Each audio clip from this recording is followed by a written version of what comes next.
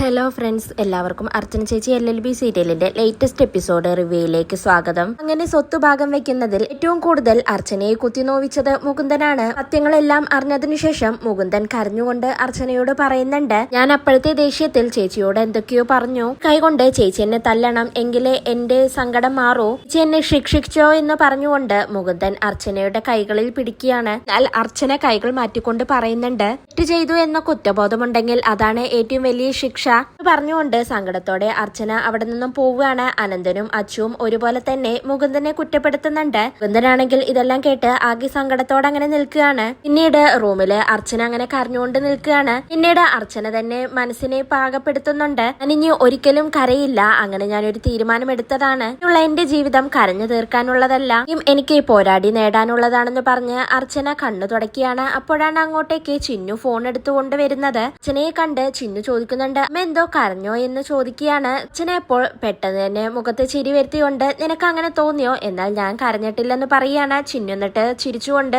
അർച്ചനയോട് പറയുന്നുണ്ട്, ശരി അമ്മേ, അമ്മയുടെ ഫോണിലേക്ക് കുറെ നേരമായി ആ ജഗദീഷ് വക്കീല് വിളിക്കുന്നു എന്നും പറഞ്ഞുകൊണ്ട് അർച്ചനയുടെ അടുത്ത് ഫോണും കൊടുത്തുകൊണ്ട് ചിന്നു അവിടെ നിന്നും പോവുകയാണ്. പിന്നീട് ജഗദീഷ് വക്കീലിനെ വിളിക്കുന്നുണ്ട് അർച്ചന. വക്കീൽ എന്നിട്ട് അർച്ചനയോട് പറയാണ്, നാളെ ഓഫീസിലേക്ക് വരുന്നതിന് മുന്നേ എനിക്ക് പുറത്തു വെച്ച് അർച്ചനയെ ഒന്ന് കാണണം. പറയുമ്പോ അർച്ചന എന്താണ് കാര്യമെന്ന് ചോദിക്കുകയാണ്. വക്കീലപ്പ പറയുന്നുണ്ട്, അതെല്ലാം ഞാൻ നേരിട്ട് നാളെ പറയാമെന്ന് പറഞ്ഞ് ഫോണ് കട്ട് ചെയ്യാണ്. അച്ഛനെയാണെങ്കിൽ മനസ്സിൽ ചിന്തിക്കുന്നുണ്ട്, എന്തിനാന്നാവോ ജഗദീഷ് വക്കീലെ എന്നെ കാണണമെന്ന് പറഞ്ഞതെന്ന്. പിറ്റേ ദിവസം അർച്ചന ജഗദീഷ് വക്കീലിനെ കാണാനായി പോവുകയാണ്. വക്കീൽ എന്നിട്ട് അർച്ചനയോട് പറയുന്നുണ്ട്, എന്റെ അനിയത്തിയെ കൊണ്ട് അച്ചുവിനെ കല്യാണം കഴിപ്പിച്ച് ഇവിടെ ഒരു ബന്ധമുണ്ടാക്കണമെന്നായിരുന്നു ഞാൻ കരുതിയത്, പക്ഷേ ഇനിയൊന്നും പറഞ്ഞിട്ട് കാര്യമില്ലല്ലോ, ഓഫീസിൽ വെച്ച് ഇതൊന്നും എനിക്ക് സംസാരിക്കാനായി കഴിയില്ല, അവരും തന്നെ നമ്മളെ തന്നെ ശ്രദ്ധിക്കില്ലേ, അച്ഛൻ ഒരിക്കലും എന്നെ തെറ്റിദ്ധരിക്കരുത്, അച്ഛനിക്ക് ഒരു കൂട്ട് വേണമെന്ന് എനിക്കും അറിയാം എന്ന് പറഞ്ഞുകൊണ്ട് ജഗദീഷ് വക്കീല് തന്റെ കയ്യിലുള്ള ഒരു മോതിരം എടുത്ത് മുട്ടുകുത്തിയിരുന്ന് അർച്ചനയെ ഞാൻ പ്രപ്പോസ് ചെയ്യുന്നു എന്ന് പറയാണ്. അർച്ചനയാണെങ്കിൽ ആകെ ഷോക്കാവുന്നുണ്ട്. വക്കീല് പറയുന്നുണ്ട്, കുറെ നാളായി ഞാൻ മനസ്സിൽ കൊണ്ട് നടക്കുന്ന ആഗ്രഹമാണിത്, ഞാൻ അർച്ചനയെ പ്രേമിക്കുന്നു,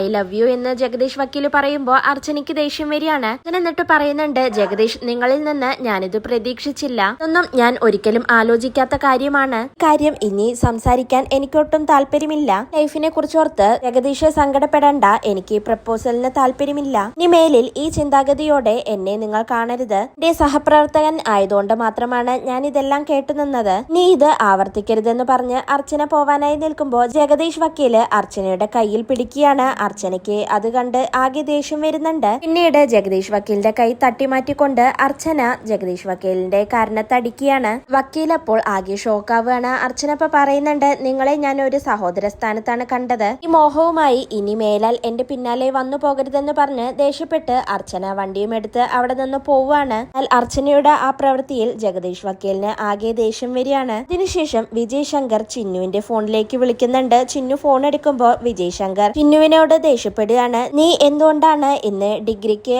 ആദ്യമായി ജോയിൻ ചെയ്യുന്ന കാര്യം എന്നോട് പറയാതിരുന്നത്, അതെന്താ നിന്റെ അമ്മ എന്നെ ഒന്നും അറിയിക്കരുതെന്ന് പറഞ്ഞോ എന്നൊക്കെ ദേഷ്യത്തോടെ വിജയ് ശങ്കർ ചിന്നുവിനോട് ചോദിക്കുന്നത് കേട്ടുകൊണ്ടാണ് അങ്ങോട്ടേക്ക് ചന്ദ്ര വരുന്നത്. അവളെ, നിന്റെ ജീവിതത്തെ കുറിച്ച് എനിക്കും കുറെ ആഗ്രഹങ്ങൾ ഉണ്ടാവില്ലേ, നിന്റെ അഭിപ്രായം കേട്ടെന്ന് വിചാരിച്ച് ഞാൻ നിന്നെ തടയാനൊന്നും പോകുന്നില്ല, എന്റെ അമ്മ അച്ഛനെ വെറുക്കണമെന്ന് പറഞ്ഞു തന്നിട്ടുണ്ടായിരിക്കും, പക്ഷെ അതൊന്നും വിചാരിച്ച് നീ എന്നെ വെറുക്കരുത്, അച്ഛനൊരിക്കലും താങ്ങാൻ കഴിയില്ല, വിഷമം കൊണ്ടാണ് ഞാൻ നിന്നോട് ഇങ്ങനെയെല്ലാം സംസാരിച്ചത്, ആവശ്യമുണ്ടെങ്കിലും നീ എന്നെ വിളിക്കണം പറഞ്ഞുകൊണ്ട് വിജയ് ശങ്കർ ഫോണ് കട്ട് ചെയ്യാണ്. അച്ഛനോട് പറയാതിരുന്നതിൽ ചിന്നുവിനാകെ സങ്കടാവുന്നുണ്ട്. എന്നാൽ മകളോട് കാണിക്കുന്ന സ്നേഹം കണ്ട് ചന്ദ്രയ്ക്ക് ആകെ ദേഷ്യം വരികയാണ്. അവിടെയുള്ള ഫ്ലവർ വേസ് എടുത്ത് ചന്ദ്ര എടുത്തെറിയുന്നുണ്ട്. വിജയശങ്കർ അപ്പോൾ ആ സൗണ്ട് കേട്ട് ആകെ പേടിക്കുകയാണ്. തിരിഞ്ഞു നോക്കുമ്പോൾ ചന്ദ്രയാണ്. ചന്ദ്രയോട് എന്താണ് കാര്യമെന്ന് ചോദിക്കുമ്പോൾ ചന്ദ്ര പറയുന്നുണ്ട്, മോളോട് നിങ്ങൾക്ക് ഇപ്പോ വല്ലാത്ത സ്നേഹമാണല്ലോ, മോടും എന്റെ മക്കളോടും ഇല്ലാത്ത സ്നേഹം എന്താണ് ഇപ്പോൾ അർച്ചനയുടെ മോളോടുള്ളത്, അർച്ചനയുടെ മോളെ സ്നേഹിക്കുന്നത് എനിക്ക് ഒരിക്കലും സഹിക്കില്ലെന്ന് ചന്ദ്ര പറയുമ്പോ വിജയ് ശങ്കർ ചന്ദ്രയെ പറഞ്ഞു മനസ്സിലാക്കുന്നുണ്ട്, നിന്നെ സ്നേഹിക്കുന്നതായിട്ട് നിനക്ക് തോന്നിയോ, ഇവിടെയാണ് എന്റെ വിജയം, മോടും മക്കളോടും സ്നേഹവും ആത്മാർത്ഥതയും ഇല്ലെന്ന് നീ ഒരിക്കലും എന്നോട് പറയരുത്, നമ്മുടെ മക്കളിനേക്കാൾ കൂടുതൽ സ്നേഹമൊന്നും എനിക്ക് ചിന്നുവിനോടില്ല, സംശയിക്കുന്നത് പോലെ ഒരു അറ്റാച്ച്മെന്റ് ഒന്നും എനിക്ക് ചിന്നുവിനോടില്ല, അവളെ എനിക്ക് പിറന്ന മകൾ തന്നെയാണ്, പക്ഷെ ഒരിക്കലും ഞാൻ ആഗ്രഹിച്ച രീതിയിലൊന്നല്ല ചിന്നു വളർന്നത്, നീയും അവളുടെ ആങ്ങളമാരും വളർത്തിയ ചിന്നുവിനെ എനിക്കെങ്ങനെ ഉൾക്കൊള്ളാൻ കഴിയും, നമ്മുടെ മക്കളുടെ സ്ഥാനത്ത് എനിക്കൊരിക്കലും ചിന്നുവിനെ കാണാൻ കഴിയില്ല, എന്റെ കുടുംബത്തിന്റെ സംസ്കാരമോ പാരമ്പര്യമോ തൊട്ടു തീണ്ടാത്ത ചിന്നുവിനെ നമ്മുടെ മക്കളുടെ ഒപ്പം നിർത്താനുള്ള അർഹത ഇല്ല. നമ്മുടെ മക്കള് തന്നെയാണ് എന്റെ മക്കൾ. ചിന്നുവിനെ എനിക്ക് കാണാൻ ഒരിക്കലും കഴിയില്ലെന്ന് പറയുമ്പോ ചന്ദ്ര ചോദിക്കുന്നുണ്ട്, പിന്നെ എന്തിനാണ് വിജയേട്ടൻ ചിന്നുവിനോട് ഇത്ര സ്നേഹം കാണിക്കുന്നതെന്ന് ചോദിക്കുകയാണ്. വിജയശങ്കർ അപ്പ പറയുന്നുണ്ട്, അതെല്ലാം എന്റെ തന്ത്രമാണ്. അച്ഛൻ എന്ന നിലയിൽ ചിന്നുവിന്റെ വിശ്വാസം എനിക്ക് നേടിയെടുക്കണം. ഞാൻ എന്തു പറഞ്ഞാലും അനുസരിക്കുന്ന മകളാക്കി അവളെ ഞാൻ മാറ്റിയെടുക്കും. അച്ഛനയിൽ നിന്ന് അവളെ അടർത്തിയെടുത്ത് ഇവിടെ ഞാൻ ചിന്നുവിനെ കൊണ്ടുവരും. അവൾ വീഴും. അർച്ചന, വേണ്ടി നീ കൂടി സഹകരിക്കണം. സ്വഭാവത്തിൽ ചില മാറ്റങ്ങളെല്ലാം വരുത്തണം. നിന്റെ മേലുള്ള ചിന്നുവിന്റെ തെറ്റിദ്ധാരണകളെല്ലാം നീയായിട്ട് തന്നെ മാറ്റിയെടുക്കണം. അവളെ സ്നേഹിക്കുകയൊന്നും വേണ്ട, എന്നെ പോലെ സ്നേഹിക്കുകയും ലാളിക്കുകയും അഭിനയിച്ചാൽ മതി. നീയെ തകർക്കുക എന്നതാണ് നമ്മുടെ ലക്ഷ്യം. അപ്പൊ പിന്നെ നമ്മൾ നമ്മുടെ സ്വഭാവത്തിൽ ചില മാറ്റങ്ങൾ വരുത്തണം. അർച്ചനയെ കത്തിച്ചു കളഞ്ഞിട്ടാണെങ്കിലും ചിന്നുവിനെ ഞാൻ അമ്പാട്ടിൽ നിന്ന് പുറത്താക്കും. എന്റെ ശപഥമാണെന്ന് വിജയശങ്കർ പറയുമ്പോ ചന്ദ്രയ്ക്ക് ഒരുപാട് സന്തോഷാവുന്നുണ്ട്. പിന്നീട് ജഗദീഷ് വക്കീല് നേരെ കോടതിയിലേക്ക് വരികയാണ്. എന്നിട്ട് തന്റെ ഫയലുകളെല്ലാം എടുത്തുകൊണ്ട് അവിടെ നിന്നും പോവുകയാണ്. അർച്ചനയുടെ അസിസ്റ്റന്റ് വക്കീലിനോട് ജഗദീഷ് വക്കീല് പറയുന്നുണ്ട്, ഞാൻ ഇവിടം വിടുകയാണ്.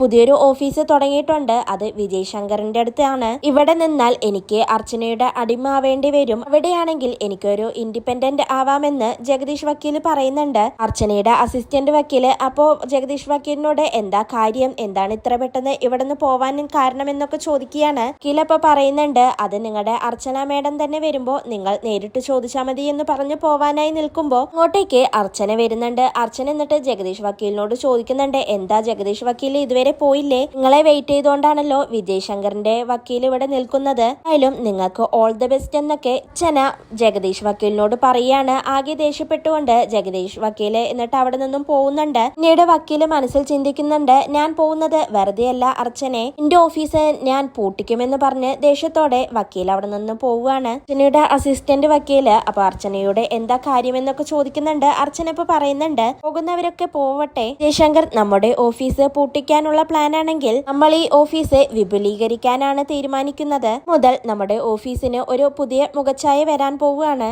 പുതിയ ഒരാളും വരുമെന്ന് അർച്ചന പറയുന്നുണ്ട്. അതോടെയാണ് ഇന്നത്തെ എപ്പിസോഡ് അവസാനിക്കുന്നത്.